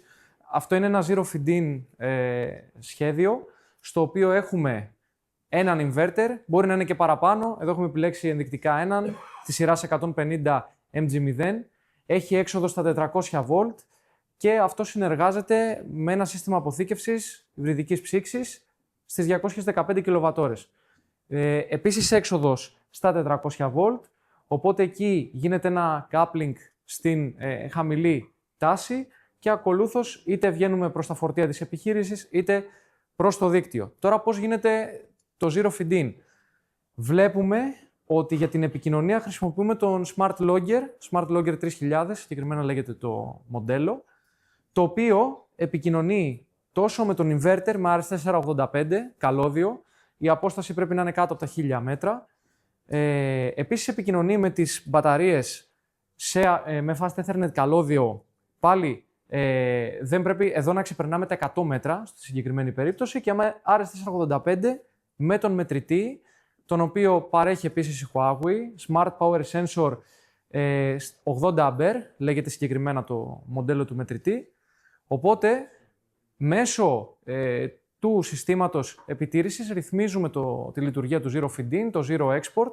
Οπότε, όταν βλέπει ο μετρητής ότι πάει να γίνει έγχυση προς το δίκτυο, δίνονται οι αντίστοιχες εντολές μέσω του logger στον inverter και στο PCS να περιορίσουν όσο χρειάζεται τη λειτουργία τους, προκειμένου να επιτύχουμε το zero feed-in. Τώρα, επίσης, σημαντικές είναι οι αποστάσεις τοποθέτησης. Βλέπουμε ακριβώς εδώ το τι συμβαίνει όταν έχουμε, για παράδειγμα, 4 κοντέινερ. Όπως αναφέραμε, η πλευρική απόσταση πρέπει να είναι πάνω από 0,1 μέτρα και η απόσταση πλάτη με πλάτη, οι πόρτες είναι από τις αντίθετες πλευρές, πρέπει αυτή η απόσταση να είναι τα 0,3 μέτρα. Για τις πόρτες, επειδή πρέπει να υπολογίσουμε και ένα χώρο πέρα από το να ανοίγουν, να έχει λίγο έξτρα χώρο για να μπορούμε να κάνουμε κάποιες εργασίες που μπορεί να χρειαστούν, αυτή η μπροστινή απόσταση ορίζεται στα 2,5 μέτρα βάσει του manual. Εδώ βλέπουμε και πώς μπορούμε να επιτύχουμε κάποιους σχεδιασμούς, 1 MWh συγκεκριμένα, με τη χρήση 5 τέτοιων κοντέινερ, σε τι χώρο, με βάση τις αποστάσεις που ορίζονται από το manual, σε έναν χώρο κάτι λιγότερο από 5 μέτρα επί 7. Αντίστοιχα, με 10 τέτοια κοντέινερ για 2,15 MWh, είμαστε σε έναν χώρο κάτι λιγότερο από 9 μέτρα επί 7,5 περίπου μέτρα. Και εδώ κλείνοντας, δεν θα σας κουράσω πολύ σχετικά με αυτή τη λύση. Λέγεται C&I Lite. Είναι μια καινούργια λύση για μικρότερα σενάρια που παρέχεται από τη Huawei, όπου γίνεται χρήση όχι του container αυτή τη φορά, αλλά της οικιακής της μπαταρίας, είτε της S0 είτε της S1. Οπότε ας δούμε πώς μπορεί να γίνει αυτό. Το σενάριο αυτό υποστηρίζει ότι μπορούμε να χρησιμοποιήσουμε ως και 2 inverter της σειράς MB0, ξεκινάνε από τα 12 και φτάνουν στα 25 kW, και να γίνει χρήση ενός inverter της C&I σειράς. Είτε αυτός είναι Mi3, είτε είναι Mi2, είτε είναι MG0. Οπότε μπορούμε να φτάσουμε σε 200 kW AC ισχύος και σχετικά με τον αποθηκευτικό χώρο μπορούμε να χρησιμοποιήσουμε ως 8 τέτοιους πύργους μπαταριών. 8 γιατί αν χρησιμοποιήσουμε εδώ 2 inverter MB0, κάθε τέτοιος inverter ορίζεται ότι μπορεί να χρησιμοποιεί μέχρι και 4 πύργους μπαταριών. Άρα 4 και 4, από εδώ προκύπτει το 8. Αυτό το σενάριο απλοποιεί αρκετά πράγματα σχετικά με την εγκατάσταση του συστήματος, γιατί δεν έχουμε να μεταφέρουμε ολόκληρο container και να κάνουμε τις διαδικασίες που χρειάζονται για την έδραση του συστήματος. Και επίσης έχει και το πλεονέκτημα ότι είναι κατευθείαν DC coupling λύση, δηλαδή συνδέεται η μπαταρία με τον inverter, με τους MB0 inverter, απευθείας στην DC πλευρά. Οπότε έχουμε λιγότερες μετατροπές και κατά συνέπεια λιγότερες απώλειες. Επίσης, ένα πλεονέκτημα της S1 της μπαταρίας σε σύγκριση με την S0 είναι και η λίγο πιο γρήγορη εγκατάσταση, γιατί τα packs μπαίνουν μεταξύ τους κουμποτά το ένα πάνω από το άλλο, δεν χρειάζονται καλωδιώσεις όπως χρειάζονταν με τη σειρά S0 στις 5 kWh. Εδώ βλέπουμε και το EFCI στα αριστερά, την προστασία που υπάρχει στον inverter ενσωματωμένη. Συγκεκριμένα είναι επιστοποιημένη από την TUV. Το ηλεκτρικό τόξο διακόπτεται σε μισό δευτερόλεπτο με τον αντίστοιχο κωδικό σφάλματος. Και όσον αφορά τώρα τις προστασίες της οικιακής μπαταρίας, γιατί προηγουμένως είδαμε της βιομηχανικής μπαταρίας, έχουμε πάλι προστασία από επίπεδο κελιού. Δομική προστασία είναι IP66 αυτή η μπαταρία. Και επίσης υπάρχει αμπούλα πυρόσβεσης ενσωματωμένη σε κάθε battery pack, με τους αντίστοιχους αισθητήρες θερμοκρασίας και καπνού. Οπότε εδώ κλείνοντας είναι κάποια application scenarios. Αυτό είναι καθαρά οικιακό, έχει μόνο MB0 inverter. Κάθε τέτοιος inverter μπορεί να πάρει ως και 4 πύρους μπαταριών.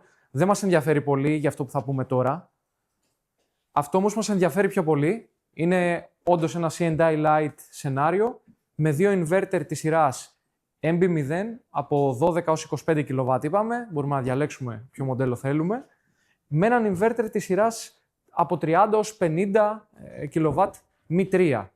Οπότε έχουμε 3 τέτοιους inverter, πώς επικοινωνούν μέσω του Smart Logger στη συγκεκριμένη περίπτωση.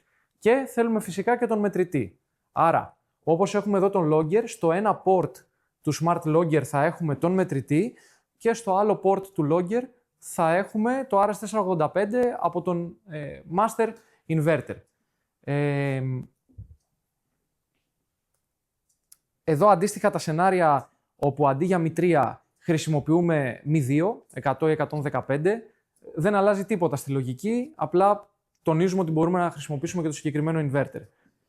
Και το τελευταίο σενάριο με τη σειρά 150 MG0, όπου μπορούμε να πετύχουμε ως και συνολικά 200 kW AC ισχύως με κάτι λιγότερο από 166 kWh αποθήκευσης.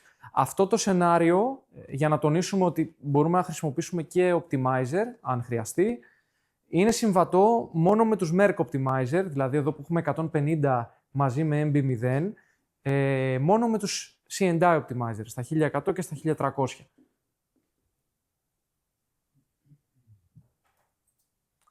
Οπότε εδώ κλείνοντας είναι κάποιες φωτογραφίες έτσι, πραγματικών εγκαταστάσεων. Εδώ έχουμε μια εγκατάσταση στην Κίνα με 2 τέτοια container με τις προβλεπόμενες αποστάσεις μεταξύ τους. Κάποιες μεγαλύτερες εγκαταστάσεις, αυτό είναι και το layout που είδαμε για τα 10 container με τις αποστάσεις που είδαμε στο διάγραμμα. Οπότε εδώ πέρα έχουμε 2,15 MWh και κάποιες άλλες. Οπότε εδώ κλείνει το περιεχόμενο της σημερινής παρουσίασης. Ευχαριστώ για την προσοχή σας.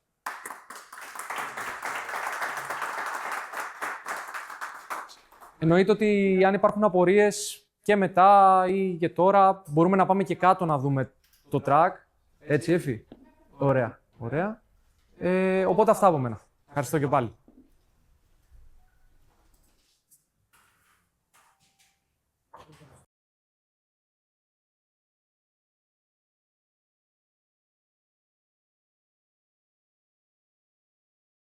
Για οικιακά είναι. Η Smart Charger με το 22 kW. με το C&I Lite. Μισό λεπτάκι να πάμε στο διάγραμμα. Να μπορούμε από την ίδια τεχνολογία να το βλέπουμε.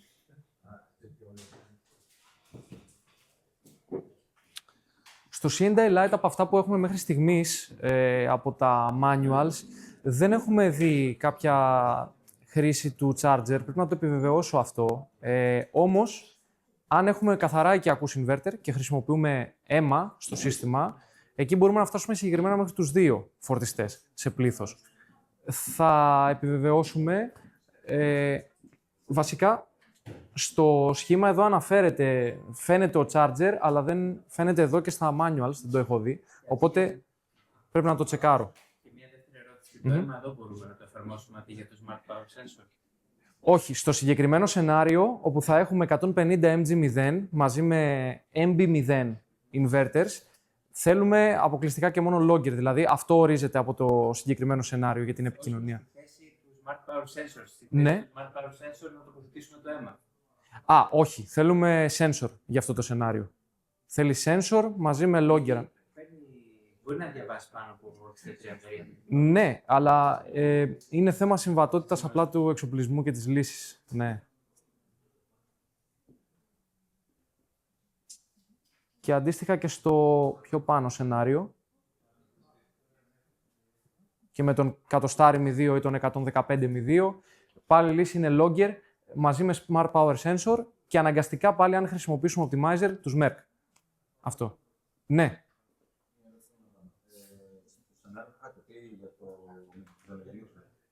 Ναι.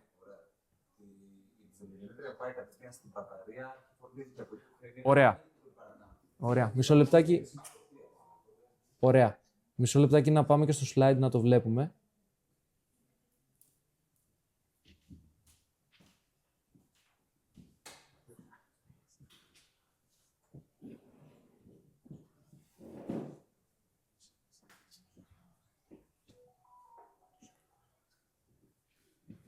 Είμαστε εδώ. Το Smart Guard, όπως το βλέπουμε, έχει κάποια ports από κάτω. Το ένα port είναι εδώ που συνδέουμε το δίκτυο. Grid, όπως φαίνεται εδώ, είναι αυτό το port. Επίσης, έχει κάποια άλλα ports που είναι το backup load και το non-backup load. Στο backup load εφόσον δεν ξεπερνάμε τα 63 ampere, μπορούν όλα να πέσουν πάνω στο backup load. Αν τα ξεπερνάμε, θα πρέπει να γίνει κάποιος διαχωρισμός και να χρησιμοποιήσουμε και το non-backup load. Επίσης, το SmartGuard έχει δύο εισόδους για inverter. Η μία, η inverter 1, είναι στα 63 ampere και έχει και μία δεύτερη έξοδο για να χρησιμοποιήσουμε αν έχουμε παραπάνω inverter. Οπότε, η διζελογεννήτρια, μέσω μιας μεταγωγής που φαίνεται εδώ πέρα, θα πέσει πάνω στο SmartGuard, όπως φαίνεται εδώ, στο σχήμα. Μετά από εκεί, το SmartGuard είναι συνδεδεμένο και με τις εξόδους του inverter, έχει μέσα το δικό του το σύστημα επικοινωνίας, έχει την EMA, οπότε όταν βγούμε off-grid μπορούμε από πριν, μέσω του Fusion Solar, να έχουμε ορίσει ότι όταν, για παράδειγμα, πέσουμε στην μπαταρία μας κάτω από το, λέω εγώ, 25%, μπορεί να γυρνάει σε μεταγωγή και να παρέχει γεννήτρια στα backup loads, φυσικά. Στα backup loads. Ναι, στα backup loads. Όταν θα ξεκινήσει η γεννήτρια, για τα backup load δεν θα φορτίζει και τις μπαταρίες. Όχι, θα παρέχει στα backup loads. Και το inverter θα λειτουργεί. Θα λειτουργεί η διζελογεννήτρια. Το inverter θα σταματήσει. Ναι, ναι. Θα παρέχει η γεννήτρια. Άρα βγαίνει εκτός όλο το σύστημά μας για να δουλέψει η γεννήτρια. Ναι, αλλά προηγουμένως θα δουλεύει το σύστημά μας, γιατί υποθέτουμε ότι η μπαταρία θα λειτουργεί μέχρι κάποιο σημείο, μέχρι να ξεκινήσει να λειτουργεί η διζελογεννήτρια. Οπότε, ναι.